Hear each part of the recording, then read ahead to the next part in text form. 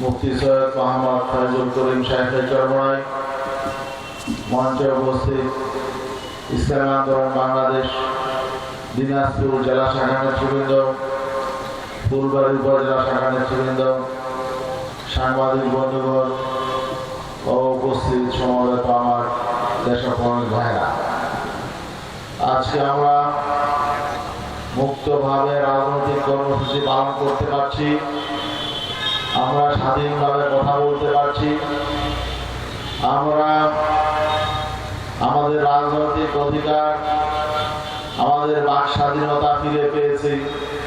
এর পেছনে যারা জীবন দিয়েছে, রক্ত দিয়েছে, ত্যাগ কুরবানি দিয়েছে, শুরুতেই আমরা তাদের প্রতি গভীর যে গণ অভ্যুত্থান হয়েছে, এই গণ অভ্যুত্থানের পেছনে আমাদের ছাত্র সমাজ নেতৃত্বের ভূমিকা পালন করেছে। গোটা বাংলাদেশে তারা যেমন মাঠে ময়দানে তারা ত্যাগ করেছে, জীবন দিয়েছে, রক্ত দিয়েছে, তাদের পাশাপাশি ইসলামী আন্দোলন বাংলাদেশ একমাত্র রাজনৈতিক সংগঠন হিসাবে এই ছাত্রদের পাশে রাজপথে ছিল। এবং আপনারা জানেন, ঢাকার রাজপথে আগস্টের 4 তারিখ, 5 তারিখ এবং গোটা বাংলাদেশে ইসলামী আন্দোলন বাংলাদেশ এই গণ অভ্যুত্থানে বলিষ্ঠ ভূমিকা পালন করেছিল। এবং গণ অভ্যুত্থানের মুহূর্তে 4 তারিখ, 5 তারিখ আজকে এখানকার প্রধান অতিথি আমাদের নায়েব আমির সাহেবের চরমনায়, তিনি ঢাকার রাজপথে হাজারো হাজারো মানুষ নিয়ে, লক্ষ জনতা নিয়ে নেতৃত্ব দিয়েছিলেন। এই যে একটি পরিবর্তন হয়েছে, ফ্যাসিবাদের বিদায় হয়েছে, স্বৈরাচার মুক্ত বাংলাদেশ হয়েছে, এই যে একটি সুযোগ আমাদের এসেছে, এটা শুধুমাত্র ক্ষমতার পালাবদলের জন্য নয়। আমরা একটি ফ্যাসিবাদকে বিদায় করেছি, আমরা একটি স্বৈর শাসককে বিদায় করেছি, আমরা একটি জালেম সরকারকে বিদায় করেছি। আমরা দেশকে গড়ে তোলার জন্য, দেশকে সঠিকভাবে, যাতে দেশের রাজনীতি সঠিকভাবে পরিচালিত হয়, দেশের অর্থনীতি সঠিকভাবে পরিচালিত হয়, বিচার যাতে সঠিকভাবে হয় এবং সুশাসন যাতে প্রতিষ্ঠিত হয়, এই জন্য এদেশের মানুষ রক্ত দিয়েছে, ছাত্র জনতা রক্ত দিয়েছে। কিন্তু এর পরবর্তীতে চিত্র আমরা কি দেখতে পেলাম? এখন আমরা কি দেখতে পাচ্ছি? আলামত কিন্তু ভালো নয়। আগে আওয়ামী লীগ সরকার 15 বছরে যেভাবে মানুষকে জুলুম করেছে, শোষণ করেছে, নির্যাতন করেছে, চাঁদাবাজি করেছে, দখলবাজি করেছে, এখন আমরা দেখতে পাচ্ছি আরেকটা দল তাদের জায়গা দখল করেছে। আলামত ভালো নয়। তারা এখনো ক্ষমতায় যায় নাই, কিন্তু তারা এখন ক্ষমতাসীনদের মতো আচরণ করছে। আমরা পরিষ্কার বলতে চাই, বিগত 53 বছর বাংলাদেশে ভালো রাজনীতি হয় নাই, বাংলাদেশে সুশাসন ছিল না, বাংলাদেশের মানুষ তাদের অধিকার ফিরে পায় নাই। আমরা বিগত 53 বছরের শাসন আর চাই না। বিগত 53 বছর যারা ক্ষমতায় ছিল, কেউ ভালো নির্বাচন দিতে পারে নাই, জনগণের ভোটাধিকার ছিল না। আমরা সে অবস্থায় ফিরে যেতে চাই না। আমরা রাজনীতির গুণগত পরিবর্তন চাই, সত্যিকার অর্থে মানুষের অধিকার আমরা চাই, আমরা ন্যায় বিচার চাই, আমরা সুশাসন চাই, আমরা অর্থনৈতিক মুক্তি চাই, আমরা সত্যিকার অর্থে বৈষম্যমুক্ত একটি সমাজ, একটি রাষ্ট্র চাই। কিন্তু বৈষম্য কমার কিন্তু কোনো আলামত নেই। আজকে আমরা কি দেখতে পাই?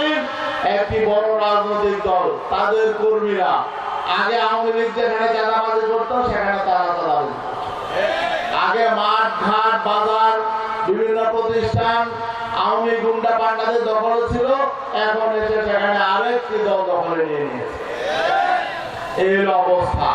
তার মানে বাংলাদেশে বিগত 53 বছরে যে 3টি দল এই দেশ শাসন করেছে, এই দলগুলোর মূল উদ্দেশ্য ছিল মানুষকে শোষণ করা, লুটপাট করা, দুর্নীতি করে সম্পদের পাহাড় বানানো। ঠিক না ভাই? আমরা যদি দেখি বাংলাদেশে যদি চাঁদাবাজি বন্ধ হয়ে যায়, দখলবাজি বন্ধ হয়ে যায়, লুটপাট বন্ধ হয়ে যায়, তাহলে আওয়ামী লীগ বিএনপি কর্মী খুঁজে পাবে না। আর যদি দুর্নীতি বন্ধ হয়ে যায় তাহলে এই দলগুলো নেতা খুঁজে পাবে না।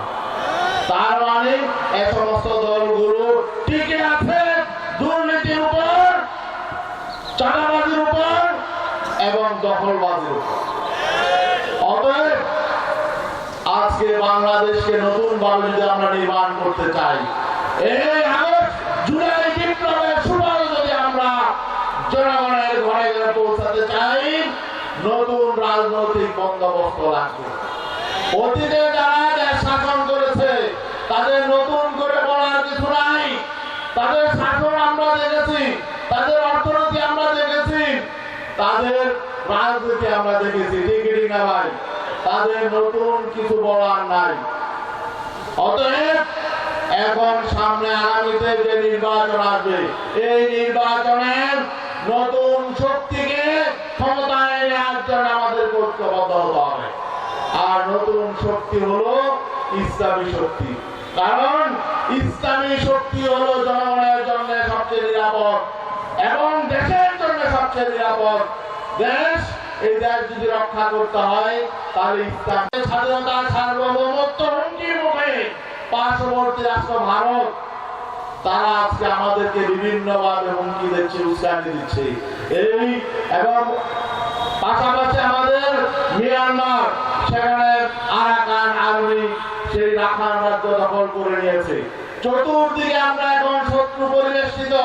এই অবস্থায় আমাদের ভূখণ্ড যদি সুরক্ষা করতে হয় তাহলে ইসলামী হলো একমাত্র শক্তি। ইসলামী শক্তি পারে বাংলাদেশের এই ভূখণ্ডকে রক্ষা করতে।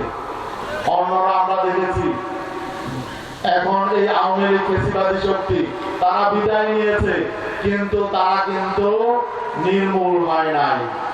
ভারতের ইন্ধনে, ভারতের উস্কানিতে তারা আবারও এদেশকে দখল করার ষড়যন্ত্র করছে, চক্রান্ত করছে। আমরা ভারতকে পরিষ্কার বলে দিতে চাই, আপনারা এই শেখ হাসিনাকে আশ্রয় দিয়েছেন এবং বাংলাদেশের সকল অপরাধীর আশ্রয়স্থল হলো ইন্ডিয়া। ইন্ডিয়া অপরাধীকে আশ্রয় দিয়েছে। সবচাইতে বড় অপরাধী খুনি শেখ হাসিনা, তাকে ইন্ডিয়া আশ্রয় দিয়েছে। আমরা বলতে চাই বাংলাদেশের অপরাধীদেরকে আপনারা আশ্রয় দিবেন না। তাদেরকে বাংলাদেশে ফেরত দিন, তাদের মামলা হবে, তাদের বিচার হবে, জনগণ তাদের শাস্তি চায়। এখন আমাদের রাজনৈতিক দল, প্রধান রাজনৈতিক দল যেটি আছে আপনারা জানেন, তারা বিগত দুর্নীতির এবং বিগত যে খুন গুম হয়েছে সে সমস্ত বিচার বেশি তারা দাবি করে না। তাদের এই জুলাই বিপ্লব করেছি, এই দেশের ছাত্র সমাজ তারা কি শুধুমাত্র ক্ষমতার হাত বদলের জন্য একটি নির্বাচনের নির্বাচনের মধ্য দিয়ে অন্য একটি দলকে ক্ষমতায় আনার জন্য কুরবানি দিয়েছে? না, আমরা গুণগত পরিবর্তন চাই। আমরা বিগত দিনের প্রতিহিংসা রাজনীতি ফিরে যেতে চাই না। আমরা ঐক্য চাই, সংহতি চাই, মানুষের নিরাপত্তা চাই এবং আমরা চাই বিগত দিন যারা দুর্নীতি করেছে তারা যাতে আর কোনো ক্ষমতায় আসতে না পারে, আর যাতে পুনর্বাসিত হতে না পারে এই স্বৈরাচারী শক্তি, গতিবাদী শক্তি, এটা আমরা চাই। এই জন্য আগামীতে সকল ইসলামী শক্তি যাতে ঐক্যবদ্ধ হয়, এই জন্য ইসলামী আন্দোলন বাংলাদেশ কাজ করছে। আর ইসলামী আন্দোলন বাংলাদেশ বাংলাদেশের সকল দল, সকল মত, সকল ধর্মের মানুষের জন্য একটি নিরাপদ জায়গা, নিরাপদ আশ্রয়স্থল। অতএব আমরা আশা করবো ইনশাআল্লাহ যারা শান্তি চান, নিরাপত্তা চান, ভালো মানুষগুলো আপনারা ঐক্যবদ্ধ হন এবং ভালো মানুষকে নির্বাচিত করুন এবং ইসলামপন্থী শক্তিকে আগামীতে যাতে আমরা ক্ষমতায় নিতে পারি এই জন্য সবাই ঐক্যবদ্ধ হন। এই আহ্বান রেখেই শেষ করছি। আসসালামু আলাইকুম ওয়া রাহমাতুল্লাহ।